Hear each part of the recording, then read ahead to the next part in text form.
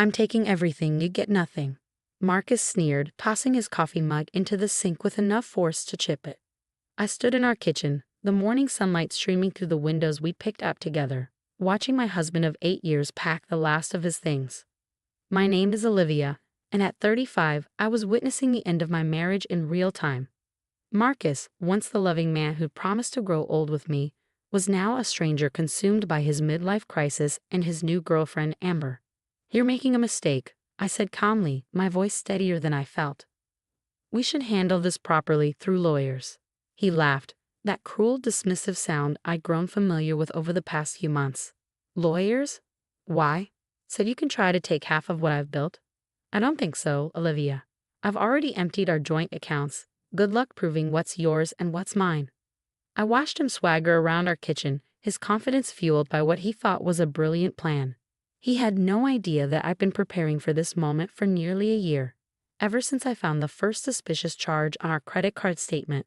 At least let's discuss this rationally. I attempted one last time, though I knew it was futile. Marcus was too far gone, too convinced of his own cleverness. There's nothing to discuss, he spat, checking his phone as another text from Amber lit up his screen. I'm moving in with Amber. She understands me, supports my dreams. Unlike you, who's been holding me back all these years. I thought about the promotion I turned down 3 years ago so he could take that job in Seattle. About the countless nights I'd stayed up helping him prepare presentations, the weekends spent networking with his colleagues, the dreams I'd put on hold to support his ambitions. Is that what you really think? I asked, maintaining my composure. That I held you back? Look at you, he gestured dismissively. Still so calm, so controlled. This is exactly why I'm leaving. You're like a robot, Olivia. No passion, no fire. Amber makes me feel alive. Ah, yes. Amber. The 24-year-old personal trainer who'd caught my husband's eye at his gym 6 months ago. Young, exciting Amber, who had no idea that Marcus had done this before, with his previous wife, 10 years ago. I see, I said, taking a sip of my coffee. And you're sure about this? About leaving without any formal separation or divorce agreement?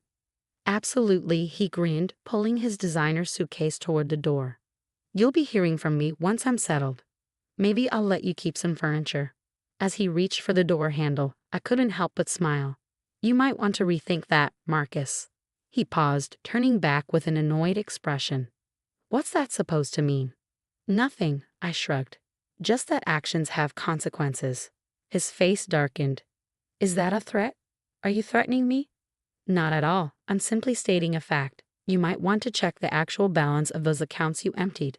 For the first time that morning, uncertainty flickered across his face. He pulled out his phone, fingers flying across the screen as he checked his banking app. I watched as the color drained from his face. What? What did you do? He stammered. Me? Nothing. But it seems the bank has some concerns about recent unusual activity on our accounts.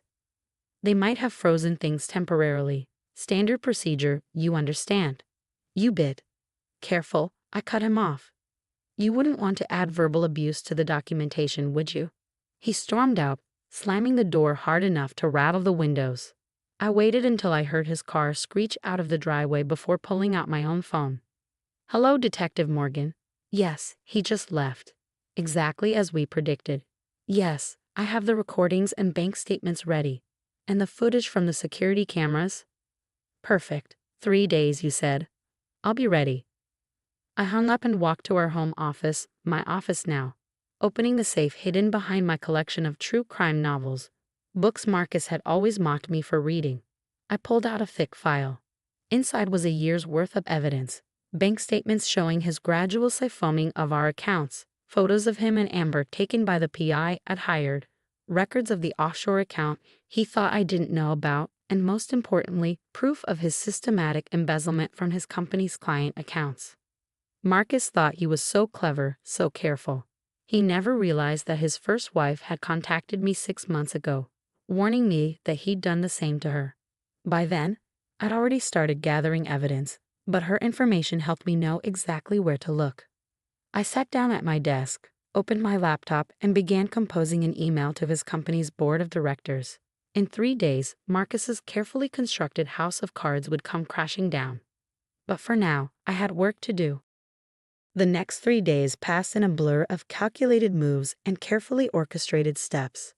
Marcus's angry texts and voicemails piled up, each one more desperate than the last. Unfreeze the accounts, Olivia. You have no right to do this. I swear you'll regret this.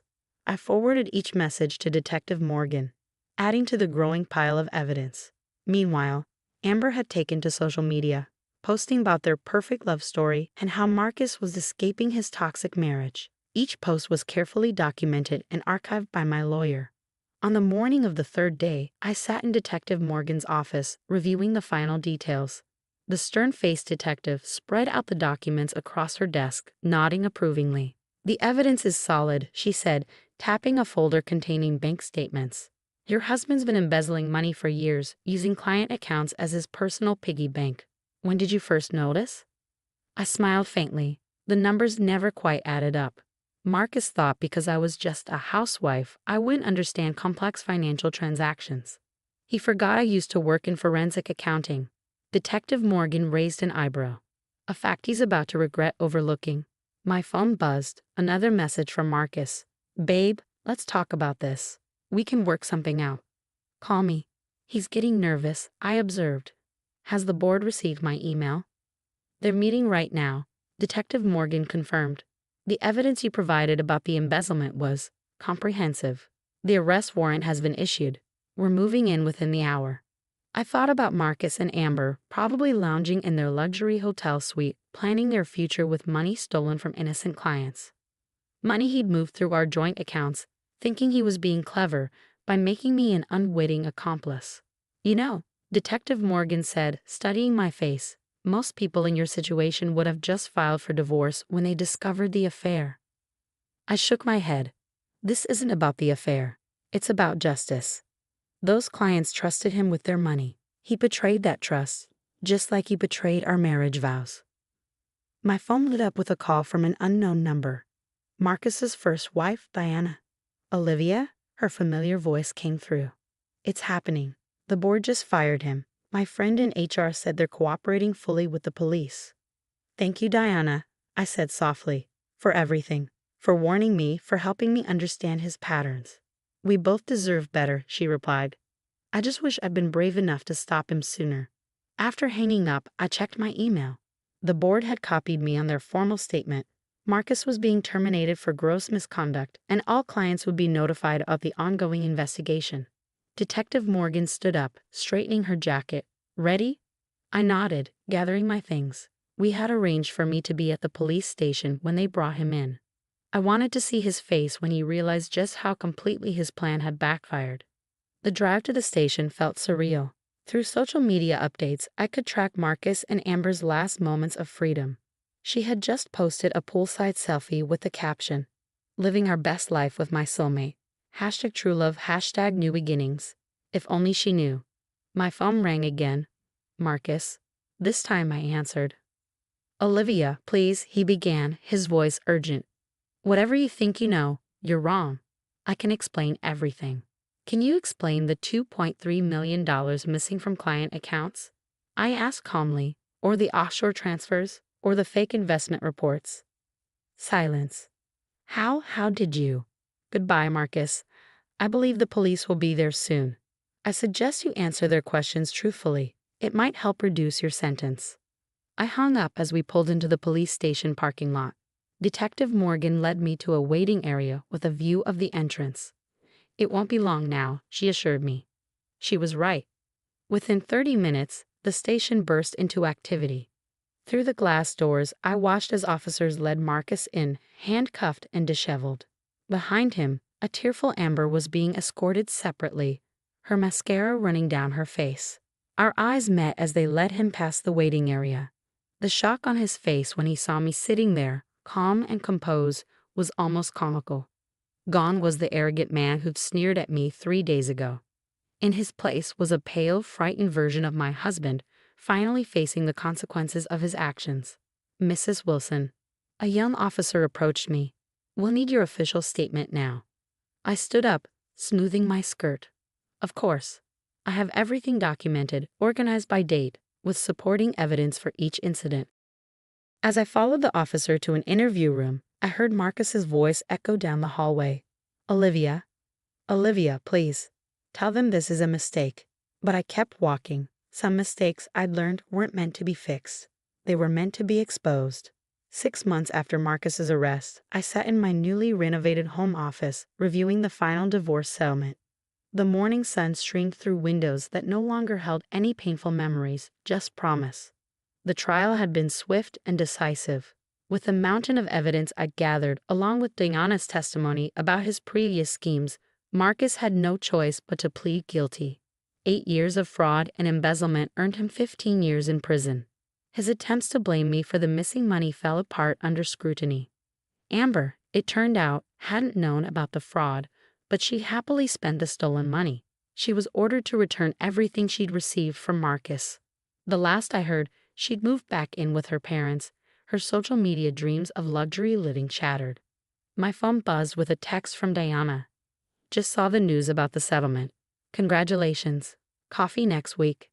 We become unlikely friends, bonded by our shared experience. She'd rebuilt her life after Marcus, showing me it was possible to thrive after such betrayal. Now it was my turn. The doorbell rang, my lawyer arriving with the final paperwork. Everything's settled, she announced, spreading documents across my desk. The judge was particularly impressed with your documentation. The divorce is final, and you're completely cleared of any involvement in the fraud. Plus, since Marcus used joint accounts for his schemes, you're entitled to a significant portion of his legitimate assets. I signed where indicated, each stroke of the pen feeling like freedom. What about the restitution to the clients? The recovered funds have been returned. Your cooperation with the investigation was crucial in tracking down the money. Several clients have actually reached out, wondering if you'd consider helping them manage their accounts in the future. I smiled, thinking about the forensic accounting career I'd abandoned to support Marcus. Maybe it's time to get back into the field. After my lawyer left, I walked through the house that was now truly mine. I'd redecorated, erasing traces of Marcus and creating a space that reflected who I was, not who he'd wanted me to be. The media had been fascinated by the case, the calculating fraudster, the young girlfriend, the wife who quietly gathered evidence for a year before bringing it all crashing down. They wanted interviews, book deals, TV appearances. I declined them all. This wasn't about fame or revenge, it was about justice. My phone rang. Detective Morgan. Just checking in, she said warmly. The DA wanted you to know that your case has inspired other fraud investigations. People are learning to pay attention to the warning signs. That makes it worth it, I replied. How's Marcus adjusting to prison? Not well, she chuckled. Apparently luxury jumpsuits aren't his style. He's still insisting you set him up. Of course he is. Marcus never could accept responsibility for his actions. After we hung up, I opened my laptop to find an email from Marcus's former company. They were offering me a position heading their new internal audit department. Apparently, my handling of Marcus's case had impressed the board. Life had a strange way of coming full circle. Marcus had always belittled my career aspirations, insisting I focus on supporting his dreams instead. Now his downfall had opened doors I thought were permanently closed. Diana's words from months ago echoed in my mind. We both deserved better. She was right. We deserved better than a man who viewed marriage as a convenience and wives as accessories to be upgraded when they became too knowing, too wise to his schemes. I picked up the framed news article on my desk, the one announcing Marcus's conviction. Not out of spite, but as a reminder that I was stronger than I'd known, smarter than he'd given me credit for, and capable of rebuilding my life on my own terms. Opening my calendar, I scheduled lunch with Diana for next week. Then I began drafting a response to the job offer. It was time to step back into the world of numbers and ledgers, this time using my skills to prevent others from being deceived as I had been. The setting sun cast long shadows across my office as I finished my workday. In the quiet of evening, I felt no regret, no lingering anger, just peace.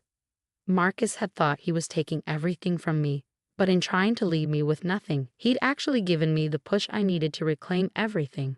My career, my confidence, and my future. I closed my laptop and smiled. Sometimes the best revenge isn't plotting and scheming.